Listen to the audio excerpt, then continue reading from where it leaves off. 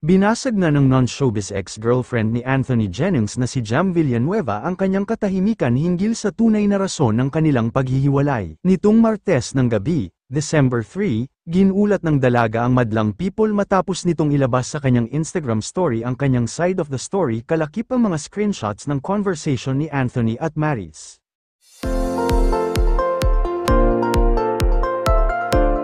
Panimula ni Jam, "I've been trying to hold myself together through everything that's been happening, but after hearing all the things being said about me, about my character, my intentions, and even my family, I can't stay silent any longer.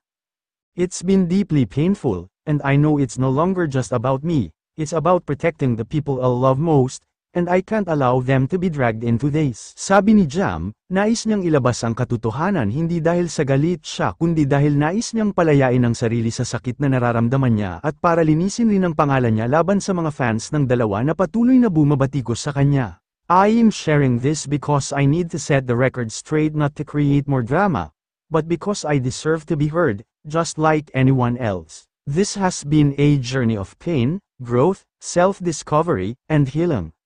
No one truly knows what happens behind closed doors, but I've learned the hard way that speaking up isn't weakness, it's strength, and I've learned that choosing peace sometimes means reclaiming your voice," sabi pa ni Jam.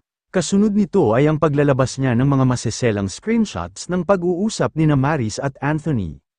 Nagsimula ito sa di umano'y nais lang ni Anthony na pakisamahan si Maris dahil may personal na problema itong pinagdaraanan at ayaw lang nitong makaapekto ito sa kanilang trabaho.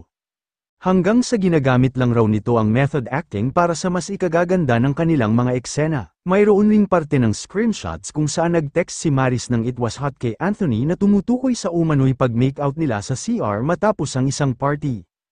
May ilan pang mga maseselan na palitan ng mensahe sa pagitan ng dalawa at may pa "I love you" pa nga. Noon pa raw ay may hinala na si Jam na may hindi magandang nangyayari sa dalawa ngunit pinili niyang intindihin ang dalawa bilang pagpapakita ng suporta at pagrespeto sa industriyang kinabibilangan ng mga ito. Kwento pa ni Jam, "When Maris came into the picture, I was genuinely happy for you both. I even chose to be supportive, despite the red flags I couldn't ignore. I respected your craft, I believed in you both, but betrayal like this cuts deep. This is my truth. And sharing it is my way of moving forward, not with anger, but with strength, hope, and the belief that better days are ahead."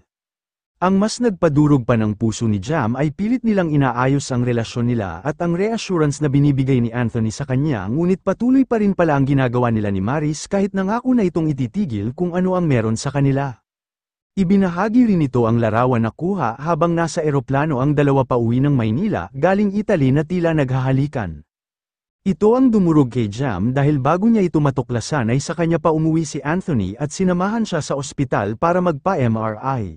"For nearly 7 years, I am so grateful for you being my rock, my best friend, and most especially my partner. The memories we've shared over those years are the ones I will always treasure and remember. I know I've loved you enough to make you feel that way, and I could never think of anyone who would make me feel the way you do. You're my first in so many things, and I am glad I got to experience them with you," mensahe ni Jam kay Anthony. Sabi pa niya, "I know we've had our ups and downs, but I also know how much you've taught me through it all. Thank you for being there for me through the hardest times in life. You've brought a life into mine that I never thought I could have. And for that, I'll always be grateful. Happiness was all I ever wanted for you.